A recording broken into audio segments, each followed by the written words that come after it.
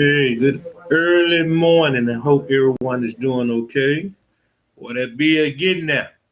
Uh, I'd like to take the time to welcome everyone to another Morning Glory Apostolic Prophetic Center video. I am your host, Diedrich Hubbard, and we're talking about a call to commitment. Call to commitment. Because, like I've been saying, God is telling me we don't need anyone that's not truly committed to Him. Therefore, some of you don't need people in your life that's not truly committed to you. So we have to understand we're going to be going through a series of things, plumb lines, situations that we know that a person uh, is truly committed to us or to God. Because if you look at how a person treats you, if they're truly committed to you, you can understand a person who is truly committed to God. And for many of you, you have no true commitment beyond yourself. That's why we was keep talking about that selfish nature that many of you have. Uh, so we going into this season because understanding that on this world the resources are so limited because the people who are able to do don't do, can't do, or won't do. God has to be strategic in knowing who and what to use and what way to use them. Understand me? And that's why I often try to teach people to make sure they understand that the totality of who they are. You got to know when you what you fighting and who you're fighting within yourself. 1 John 4:20 states, "Whoever claims to love God yet hates a brother or sister is a liar. For whoever does not love that brother and sister whom they have seen cannot love God who they have not seen." And so when we talk about that word hate, we ain't necessarily talking about a feeling. We're talking about discrepancies. We're talking about the way they treat you. You get what I'm saying? That's why I was saying yesterday, many who are complaining somebody ain't supporting them and they doing this and they doing that. They're showing you they hate you. And if they're a believer and they're showing hate in their belief, then they have become a liar of their belief. That's why I don't be around here. Oh, they ain't supporting me. They ain't following me. They ain't like my video.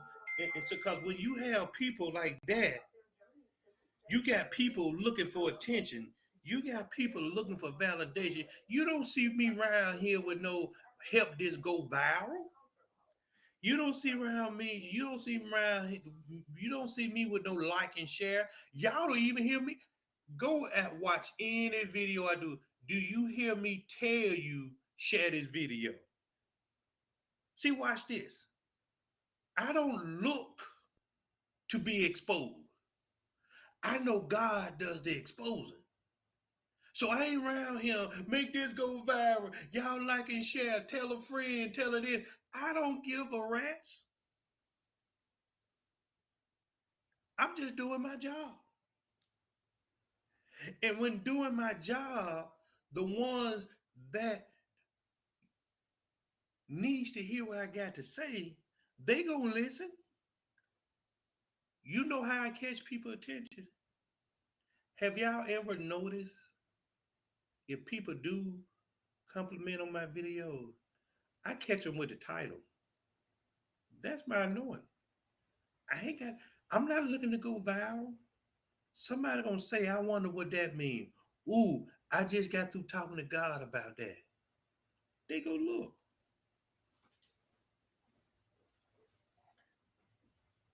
See, people who look for validation suffers humiliation because they doing all that. They still ain't following me. They still ain't liking my stuff. They still ain't buying my stuff. Who cares if God told you to do it? Do it because God told you to do it. Because God will allow one person at the right time in the right season of your life to make all the hard work you went through seem like nothing. I was watching a video on TikTok of this preacher man. It was back in the days, and this man was going door to door selling something, and he knocked on a man's door. This the preacher, and he said God told him to give him the biggest check he ever wrote. This man was struggling going door to door, but he met up with a believer, and God said, "Give." I forgot how much he said, but it was a lie. That one check caused that man whole life to turn around because no more did he go door to door. He started all his own business and had people going door to door. So y'all on social media upset at your friends, family, and so-called church people because they don't support you. Man, poor.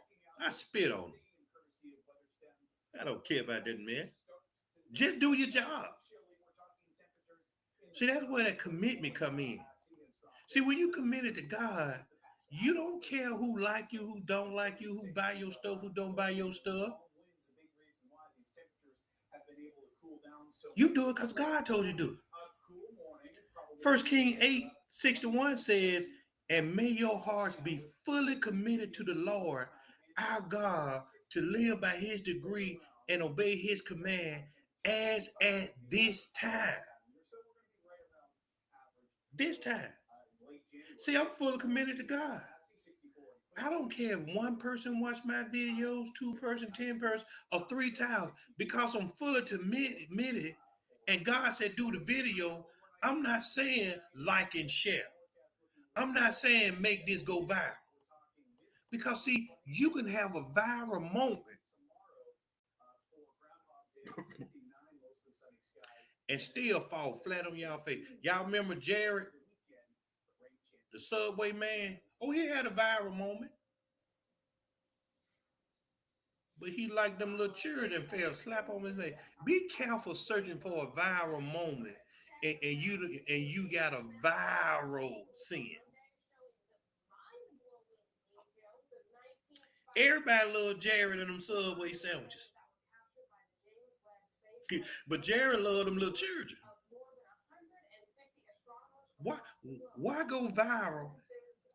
And you know your sin ain't in control. Your stronghold ain't broken. You get what I'm saying? That's why I look at social media just for entertainment.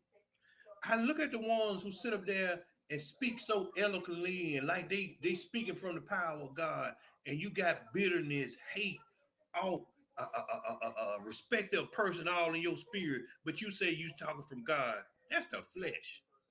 See, you want to sound profound. You want to sound like you've been somewhere in God. And see, half of the revelations, I know they ain't come from God. It came from you. And y'all says God. How do I know it came from God? It did come from God. Because there's no godly revelation in it. That's how I know. You teaching on situations, circumstances, and life. You ain't telling them how to break this, how to break that. You ain't giving them a full understanding of what they doing. All you doing is preaching what sounds good. Yeah. See, that's why Brother Hubbard don't care. Old folks say you ain't got no heaven, no hell, put me in. See what God trying to get us. I understand it. What I'm trying to get y'all to understand, we really in a season where he's narrowing down. See, this is threshing flow season. I ain't forgot about it. I go back to what he tell me to. And what I say about that threshing flow, everything that's done now is intentional. So when he trying to separate the wheat from the tares, he trying to separate you from people that you're separated to who find no value in you, but you are of value to them. Y'all get what I'm saying? So what? So what would? So how do God do this? Okay, how many people connected to you, Deidre? Let's see who really have value to you. See, I got to see if God telling me to see where I commit my time to. If I got to see that they have value to me, what make you think God won't ask you to choose to see who value to you? And therefore, when you connect to people who don't have no value in you, but have a value of you, you devalue yourself to what God called you to. Because now you might try to prove your value to people who they don't care who you are. They just know in what ways and how they can use you. That's why I am like I am. Ain't no wool coming on my eyes. I got that Holy Spirit. 2 Timothy 1 and 12. Watch this. This is why I'm suffering as I am. Yet there is no cause for shame, because I know whom I believe. And I'm convinced that he's able to guard what I have entrusted to him until that day.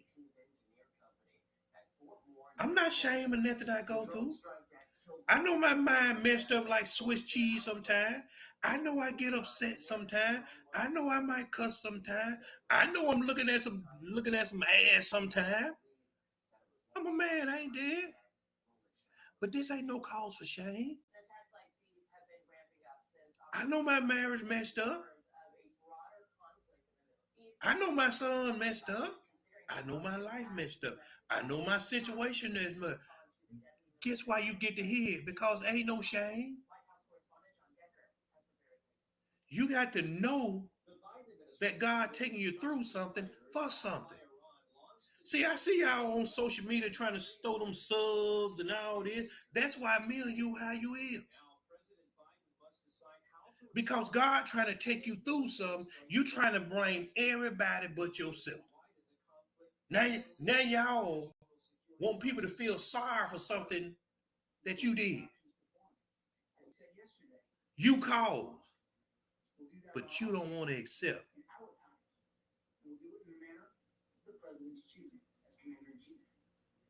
Because you ain't got no trust in God. You ain't got no trust in God.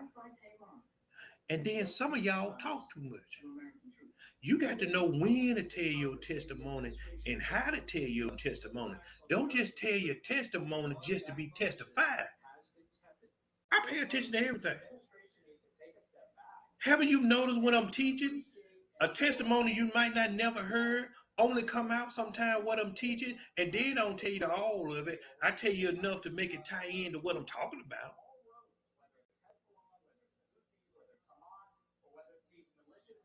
Some of y'all just want to testify just to let people know y'all going through. You don't see me on Facebook. Oh, I'm going through. I'm talking about God. I don't give a hockey stick what I'm going through.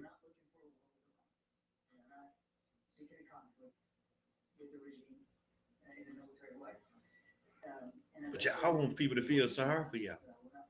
Like you getting beat up. Like you and see the worst thing you can do. The worst thing you can do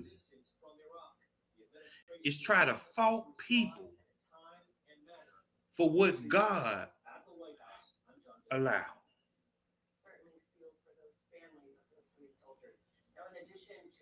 Now you want to blame people because you try to hinder the process of God.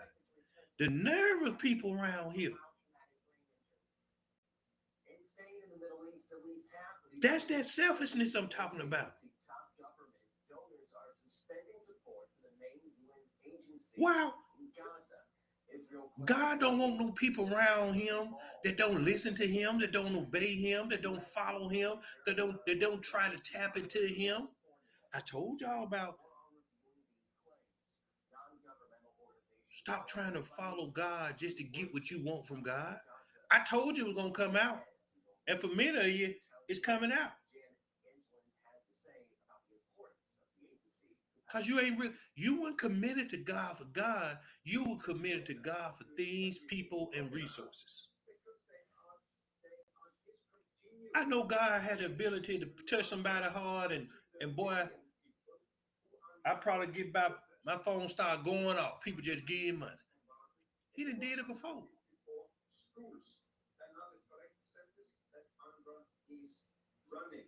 Some listen, some don't. Some sort of change them, some don't. We know what's going on around here, but you rather do something than don't do nothing at all. See, watch this. This is what I be trying to tell y'all. Why? Let me school you. James 4 and 17. Watch James 4 and 17. This is what I be trying to tell y'all. I ain't got to have the scripture to know what I'm talking about.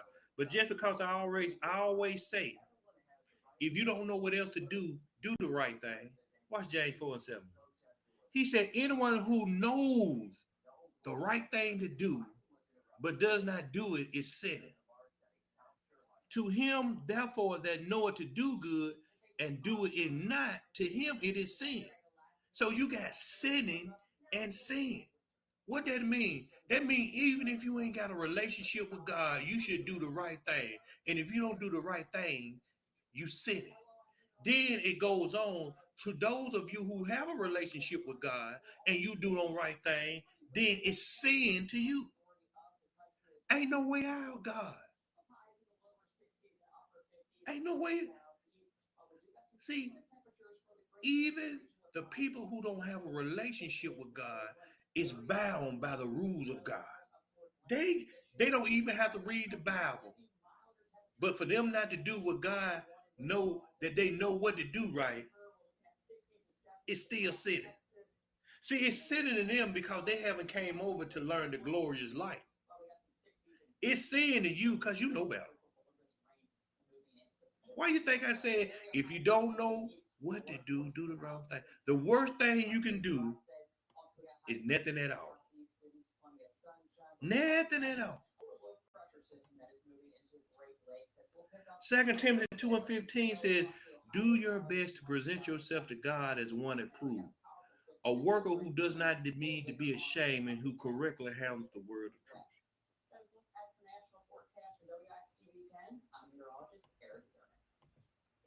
Are you approved by God? Of course you ain't. See, that's why making sure people committed to you in this season is very important because people present God to you, but they ain't approved by God for you.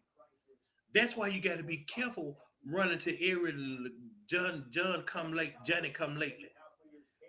That's why you got to be careful reposting every scripture that feel good to your flesh and you think it's your spirit. You got to know when people ain't handling these words correctly because you in a fight. Second Timothy 4 and 7 said, I have fought the good fight. I have finished the race. I have kept the faith. See, some of y'all don't know how to fight. You give up. You ain't even in the race.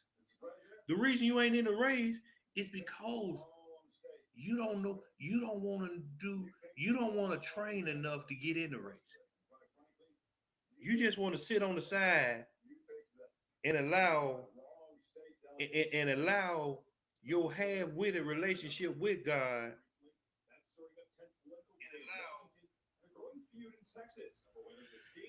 to think you got a relationship with God. Woo, I was just a yawn.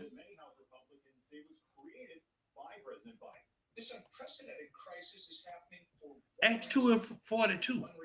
Still talking about committed. They devoted themselves to the apostles' teaching and to fellowship, the breaking of bread, and the prayer. If you really committed to this ministry, if you really committed to God, if you really committed to the God and me, how have you devoted myself? How have you devoted yourself to the ministry? When do you pray and ask God what he needs? When do you pray and ask God, what do I need to do for him? Of course you don't, because you're not devoted. So we just gonna move on. We gonna move on. Pause that. Cross that.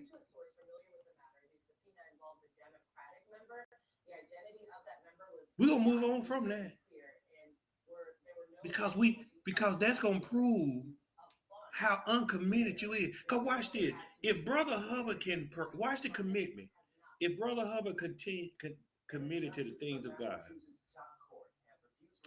and I can pray, or God tells me what you need to hear or what you need in that time, and I send a text, I call. Some of you, I might just be bumping your jaws sometime and pulling your fleshly, you know. I just be messing around sometimes. But the serious stuff, if I can do that, that shows I'm committed to God. How can you be connected to somebody and never ask God, what can I do for him? How can I be consistently committed to him? Oh, you can watch the video. That's for you.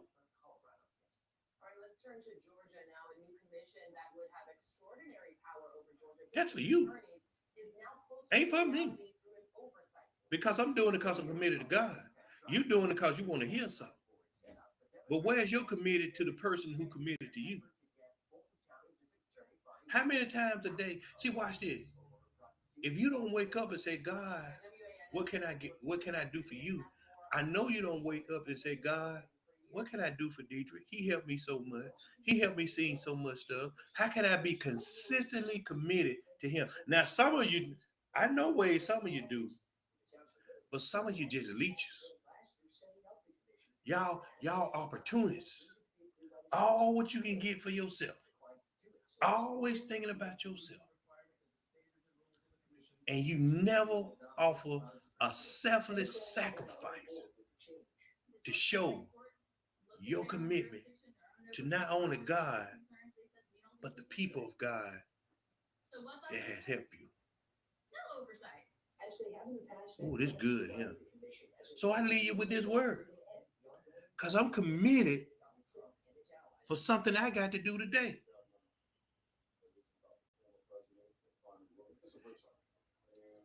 If you're not committed to the one teaching you, how can you say you committed to the God that's allowing them to teach you? Y'all be blessed. Have a good day.